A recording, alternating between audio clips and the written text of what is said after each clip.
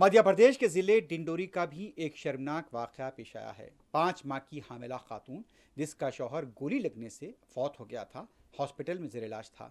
जिस बिस्तर के ऊपर उसके शौहर को रखा गया था उस पर खून लग गया था और हॉस्पिटल के अमले ने इस हामिला खातून से कहा कि वो बिस्तर साफ करके यहाँ से जाए, जबकि बताया गया है कि ये 5 माह की हामिला थी और साथ साथ ये भी बताया जा रहा है कि इसके शौहर की मौत हो गई थी। लेकिन उसके बावजूद भी यहाँ पर इस हामिला खातून को, जो मुबैना तौर पर बताई जा रही कि हामिला थी और उसके साथ एक मासूम बच्ची भी थी, उससे बिस्तर को साफ करवाया गया। सोशल मीडिया पर यह वीडियो वायरल हुआ है और यहाँ मध्य प्रदेश के इस हॉस्पिटल को लेकर तनकीदें की जा रही हैं और कार्रवाई का मुतालबा किया जा रहा है। हालांकि यहाँ पर अमला मौजूद है, लेकिन उसे लाकर टिश्यू पेपर दिए गए और उसे बिस्तर साफ करने को कहा गया।